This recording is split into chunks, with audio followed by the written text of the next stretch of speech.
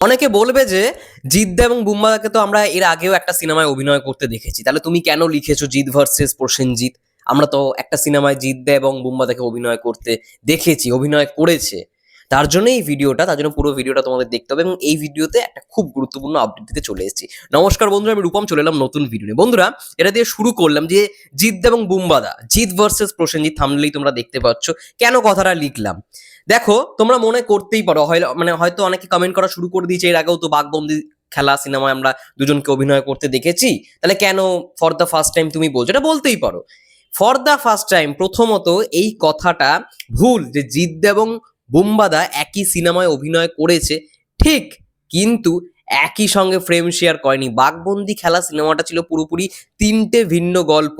এবার হ্যাঁ, তিনটে ভিন্ন গল্প কিরকম ভাবে শুরু হয়েছে? প্রথমে বাঘের যে গল্পটা শেষ হলো, সেখান থেকেই শুরু হচ্ছে আরো একটা ওই টাইম লাইনেরই আরো একটা অন্যজনের ঘটনা।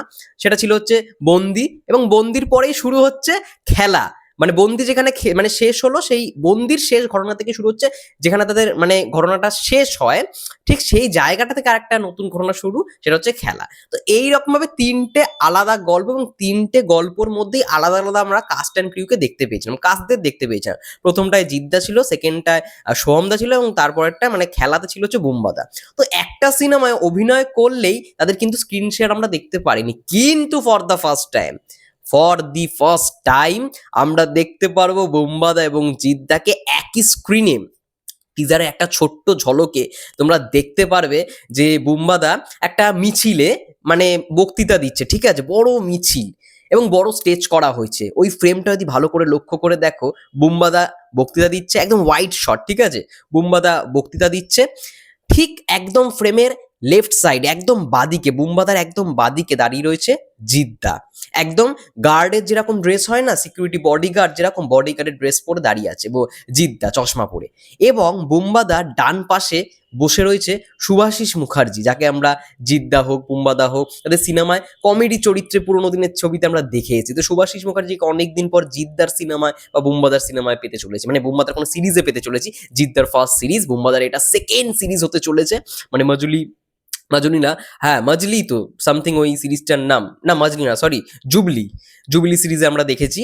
তো নেটফ্লিক্সেরই কাজ ছিল, কিন্তু এইবার প্রথমবারের মতো আমরা জিদ্দাকে, মানে এটা সত্যি প্রাউড মোমেন্ট যে জিদ্দা কিন্তু লিড এখানে। জিদ্দা ছাড়াও আমরা দেখতে পারবো বুম্বাদা, শুভাশিস মুখার্জি থেকে শুরু করে পরমব্রত চ্যাটার্জি, শাশ্বত চ্যাটার্জি, এরা তো মানে বলিউডে অভিনয় করেছে, ঠিক আছে, অনেক ওটিটিতে কাজ করেছে, কিন্তু for the first time Jeddah ভাই নেটফ্লিক্সে, তাও আবার লিডে। এটা বিশাল খুশির খবর, এটা বিশাল আনন্দের খবর। যাই হোক, for the first time Jeet versus Prosenjit হতে চলেছে, একটুখানি শিওর ধরে রাখো। এবং এখানে রাজনৈতিক একজন নেতার ক্যারেক্টার প্লে করছে বুম্বাদা। মানে এটা আই থিঙ্ক খুব ভালো হবে, এবং বুম্বাদার লুকটাও বেশ ভালো লাগছে, জিদ্দাকেও ভালো লাগছে, সবাইকেই ভালো লাগছে। শাশ্বত চ্যাটার্জির একটা পুরনো লুক রয়েছে, দেখবে মানে গোবদারি মানে ছাড়া। এবং শাশ্বত চ্যাটার্জি কিন্তু আরেকটা সিনও দেখতে পাচ্ছি, নিজে মাথায় বন্দুক ঠেকিয়ে হয়তো গুলি করছে, হয়তো সে সুইসাইড করে ফেলবে। যাই হোক, সে হয়তো কোনো একটা টাইমে, মানে সেই টাইমে একটা বড় গ্যাংস্টার ছিল, ঠিক আছে, যেই টাইমটা দেখানো হচ্ছে 90s আমলে। এখানে মেন ঘটনাটা অ্যাকচুয়ালি সত্য ঘটনা, বেঙ্গল চ্যাপ্টার, যার জন্য নামটা দেওয়া হয়েছে। এবং কি ঘটনা থাকতে চলেছে? এই ঘটনাটা হচ্ছে সেই সময় যারা আর কি রাজত্বে ছিল, মানে সেই শাসক দল আর কি, সেই শাসক দল একটা মানে কারচুপি করেছিল। সেই কারচুপিটা কি? রেশন দুর্নীতি। তো রেশন দুর্নীতি নিয়ে যারা আন্দোলন শুরু করে, তাদের ওপর অনেক রকমভাবে অত্যাচার হয়েছে।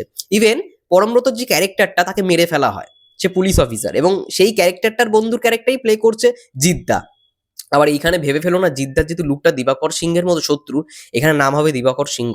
এখানে কিন্তু দিবাকর সিংহ নাম হবে না, এ দিয়ে একটা নাম থাকতে চলেছে। আমি ভালো করে, তোমরা টিজারটা দেখলেই বুঝতে পারবে, এ দিয়ে এই মানে লিফলেটে কিন্তু নামটা আছে, মানে অফিসারের হয় না যে এইখানে পুলিশের ড্রেসে যেরকম আর কি নামটা লেখা থাকে, তো ওইখানে এ মৈত্র এরকম সামথিং একটা নাম রয়েছে, ঠিক আছে, অঞ্জন বা অর্জুন এরকম নাম হতে পারে, অর্জুন মৈত্র বা এরকম সামথিং, আমি যেটুখানি দেখে বুঝলাম।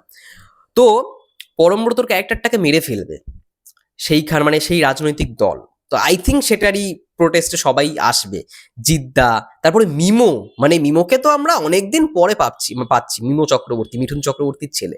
আমরা সেই রকি ভাই দেখেছিলাম, অনেকে দেখলাম ফেসবুকে কথা বলছে এই বিষয়টা নিয়ে, খুব ভালো লাগলো যে অনেকদিন পর তারা মিমোকে চিনতে পেরেছে। মানে মিমোকে আমি জানতাম অনেকে চেনেই না, কিন্তু চেনে, বলছে রকি ভাই এতদিন পরে। তো রকি ভাই গানটা যেহেতু অনেক ফেমাস, রকি ভাই সিনেমাটাও যেহেতু ফেমাস, তো অনেকদিন পর আমরা মিমো চক্রবর্তীকে দেখতে পারবো এই সিরিজটার মধ্যে। এবং যেটা সব থেকে বড় আপডেট, যেটা নিয়ে এই ভিডিওটা, সেটা হচ্ছে রিলিজ ডেট। খাকি কবে রিলিজ করছে? নেটফ্লিক্সের এতগুলো অ্যানাউন্সমেন্ট এসছে, সবকটাই কিন্তু কামিং সুন দিয়ে তারা করে দিয়েছে, ছেড়ে দিয়েছে। রিলিজ ডেটটা কবে? দেখো, নেটফ্লিক্স এতদিনে যে কটা সিরিজ এনেছে বা অ্যানাউন্সমেন্টের পরে তাদের রিলিজ মোটামুটি ভাবে 1 থেকে 2 মাসের ভেতরেই হয়। তো খাকি রিলিজ হতে চলেছে, এই মাসটা ফেব্রুয়ারি মাস চলছে, মার্চ মাসেই খাকি রিলিজ হবে। মার্চ বা এপ্রিল, খুব বেশি হলে এপ্রিলে যাবে, কিন্তু আমার মন বলছে মার্চেই খাকি রিলিজ হতে চলেছে। কারণ খুব একটা বেশি ওরা ডিফারেন্স রাখবে না, আমার এক একটা করে সিরিজ ওরা ড্রপ করতে থাকবে 2 সপ্তাহ বা 3 সপ্তাহ অন্তর। তো সেই জায়গা থেকে আমার মনে হয় খাকি কিন্তু খুব শীঘ্রই, খুব তাড়াতাড়ি আসবে। ঠিক আছে, খাকি যেহেতু একটা পপুলার সিরিজ, খাকি দি বিহার চ্যাপ্টার এত পপুলার হচ্ছে, যার জন্যই নেটফ্লিক্স বেঙ্গল চ্যাপ্টারটা করতে দিয়েছিল নীরাজ পান্ডেকে। তো সে ক্রিয়েট করেছে, মানে আই থিঙ্ক খুব ভালোই হবে। এবং নেটফ্লিক্সের পক্ষ থেকে যা মানে রিভিউ এসছে, যে সিজন 1 থেকে সিজন 2, মানে বেঙ্গল চ্যাপ্টার বেশি ভালো হয়েছে। তো দেখার বিষয় কেমন হয়, এটাই ছিল মোটামুটি আপডেট যেটুকুনি জানতে পারলাম। আমার মন বলছে মার্চেই, মানে পরের মাসেই, কিন্তু শেষের দিকে, আই থিঙ্ক ওই ঈদের টাইমটায়, রোজার ঈদ যখন শুরু হচ্ছে, আই থিঙ্ক ওই টাইমটাতে বেঙ্গল চ্যাপ্টার স্ট্রিমিং করতে চলেছে নেটফ্লিক্সে। তো আমি সবাইকে বলবো, যারা জিদ্দার লয়াল ফ্যান, প্লিজ তোমরা সাবস্ক্রিপশন নিয়ে দেখো। আমি জানি অনেকেই এরকম কথাবার্তা বলছে, টেলিগ্রাম থেকে দেখবে, ডাউনলোড করে দেখবে, তাদেরকে তাদের মতো করে দেখতে দাও, কি আর বলা যাবে। মানে এগুলোকে তো আর আর আটকানো যাবে না। আমি যতই বলি না কেন যে এগুলো দেখো না, এগুলো করো না, কিন্তু এখন ভাই অনলাইনের যুগ, এখন সিনেমা ভাই সবাই নেট থেকে ডাউনলোড করে দেখছি, তাহলে ভাই সিরিজ কেন দেখবে না? মানে এটাও তাদের মধ্যে প্রশ্ন। ধরো মানে সে, তার কাছে মোবাইল আছে, নেট আছে, কিন্তু টাকা নেই নেটফ্লিক্স ভরানো, তো সে তো ওইটাই করবে না। তো এগুলো আটকে লাভ নেই, এখন পাইরেসিকে কেউ আটকাতে পারে না, তো এইগুলো আটকেও লাভ নেই। আমার বলার কর্তব্য বলে রাখলাম, যারা লয়াল ফ্যান আমি জানি তারা মানে জিদ্দার এই নেটফ্লিক্স সাবস্ক্রিপশন নেই, তারা সিরিজটা পুরো দেখবে। ব্যাস এইটুখানি বলবো। আর তোমরা ভেবে নিতেই পারো যে ডাউনলোড করে যারা ভাবছো, কিন্তু ডাউনলোড করলে তো সঙ্গে সঙ্গে দেখতে পারবে না, 1 দিন বা 2 দিনের মধ্যে সিরিজটা আসবে হয়তো, এত বড় যেহেতু সিরিজ। তো সেই জায়গা থেকে আমি বলবো, যারা মানে বিঞ্জ ওয়াচ, মানে প্রথম ফার্স্ট ডে ফার্স্ট আমরা যেমন সিনেমা দেখতে যাই, এমনি ফার্স্ট ডে ফার্স্ট সিরিজ দেখবো নেটফ্লিক্স সাবস্ক্রিপশন নিয়ে, যখন থেকে স্ট্রিমিং করা শুরু করবে। যাই হোক, এটা বলেই ভিডিওটা শেষ করবো। তোমাদের কি মন্তব্য অবশ্যই কমেন্ট করে জানিও। Jeet versus Prosenjit for the first time হতে চলেছে, এইটা নিয়ে কি বলতে চাও এটাও অবশ্যই জানিও। ততক্ষণের জন্য সবাই ভালো থেকো, সুস্থ থেকো, টেক কেয়ার।